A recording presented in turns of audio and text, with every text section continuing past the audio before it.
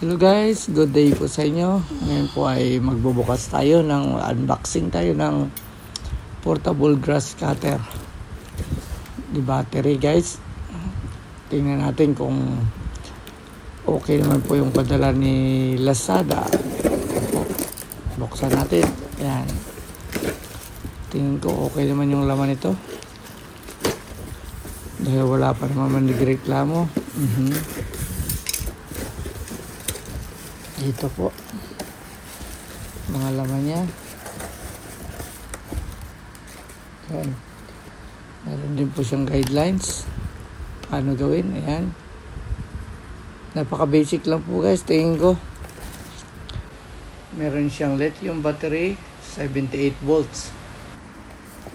Ayan, ito po siya. Bali, ito meron din siyang steel na grass cutter desk at ano po ito, charger ng battery. Ayan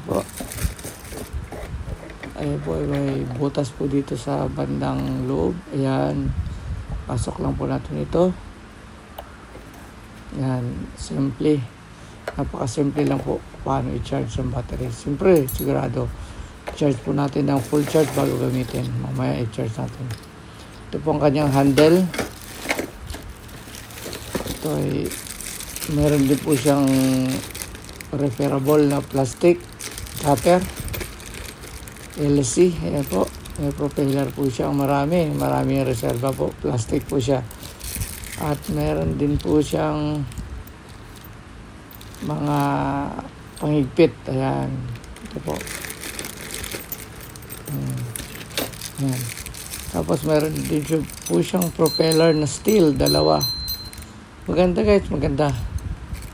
Marami po siyang mga parts. Ayan, balik muna natin po.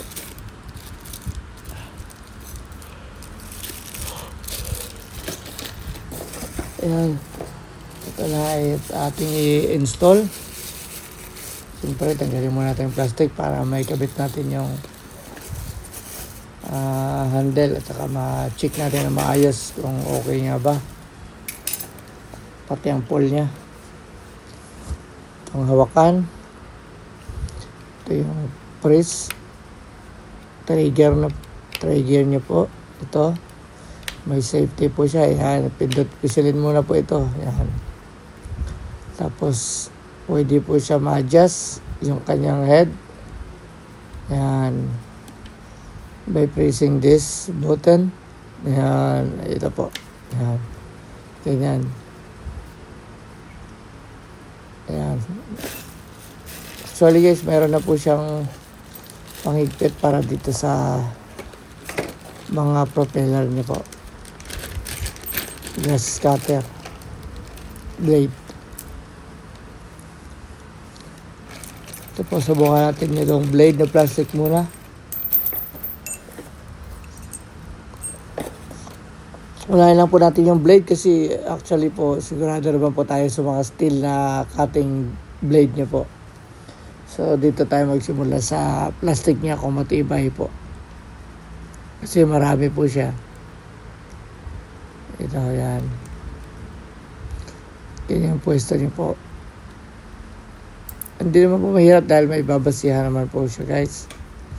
Naka-inbox naman po siya yung insert niya. Okay, tanggalin mo natin to by using this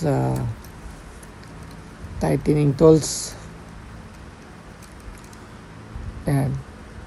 Ay, may plastic po sa loob guys na hindi siya luluwag habang tumatakbo. Ayan, habang gumagana pala, hindi tumatakbo. Ayan po, subukan natin itong isa.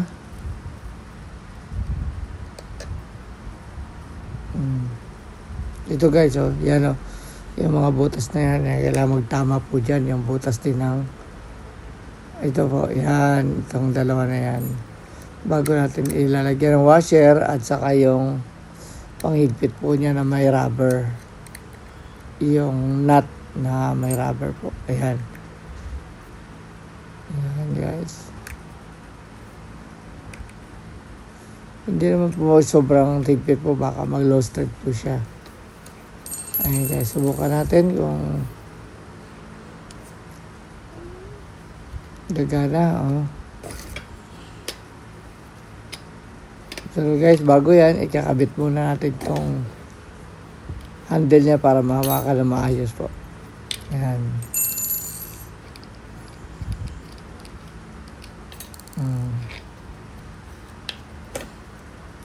Napakasimple lang po siya guys ito. Yan. Kailangan i-adjust nyo muna po kung saan po kayo maluwag. At sa magaan para sa inyo po. I-adjust nyo lang po guys. Yan, ito. Depende rin po yan guys ito. Depende rin po ito sa height ng gagamit po. Kung mataas yung gagamit, medyo full out na lang po lahat. Yan, yan.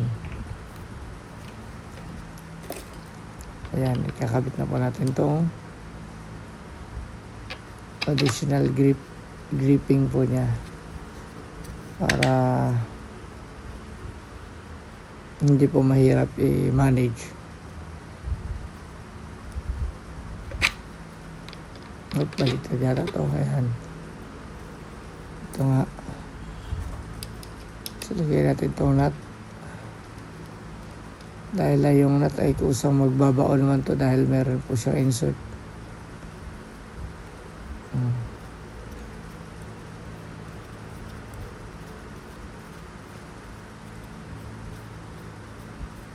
Ayan po. Ayan po. Ayan. Ayan. Tapos higpit po ulit.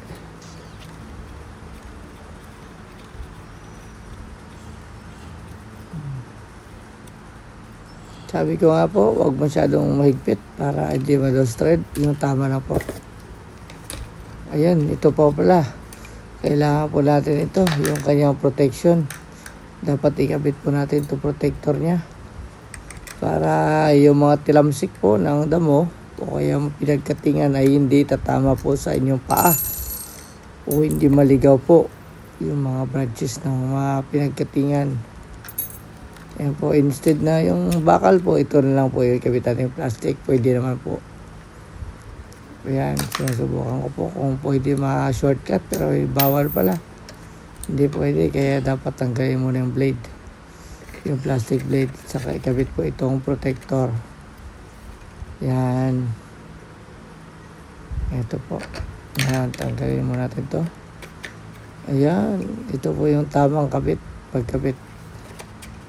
Kahit hindi na po, kaya pwede ma-adjust po yan kung saan direction niya. Pero mas magandang ganyan po.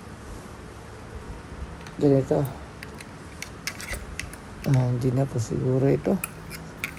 Dahil tingin ko po ay okay naman maganda naman yung pagka hindi na po kailangan to siguro.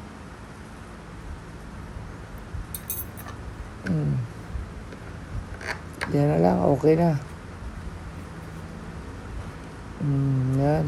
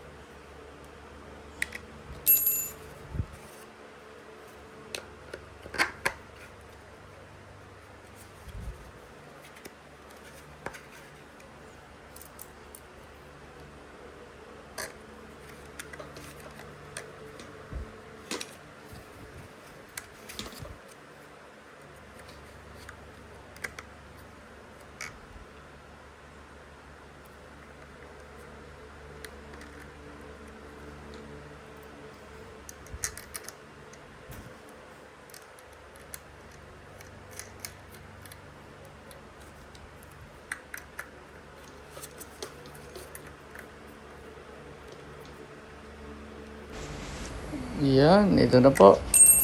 Sa tingin ko, pwede na po natin subukan. Pero bago yan, ay isuot po natin yung dapat isuot. Tulad nitong eye protector para iwas talsik sa mata. At saka yung gloves niya po, ito. Meron po siyang libreng gloves. Eye protector. Kailangan po natin isuot ito para iwas po tayo disgrasya. Ika nga.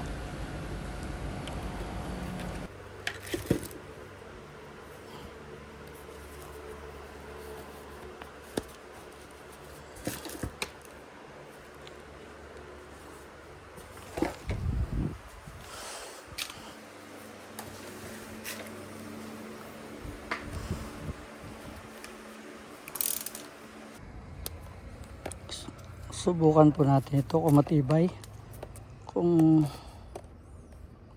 okay nga ba yung gana niya. Ayun, testing po. Ayun, okay naman po. I-press muna po ito, tapos sabay press din sa baba, trigger niya po. Ayan, so extend po natin. Ayan, pisilin na po ito.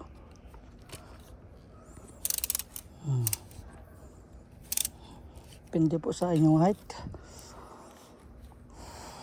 Ayan po.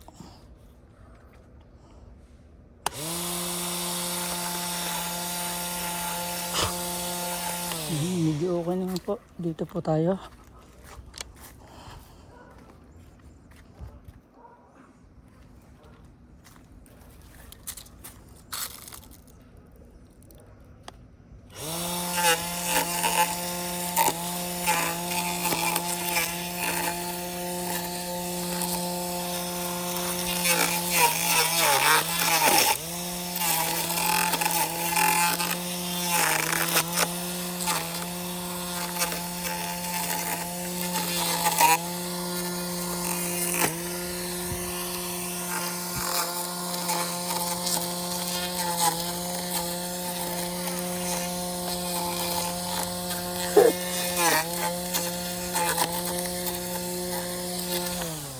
Pwede, pwede.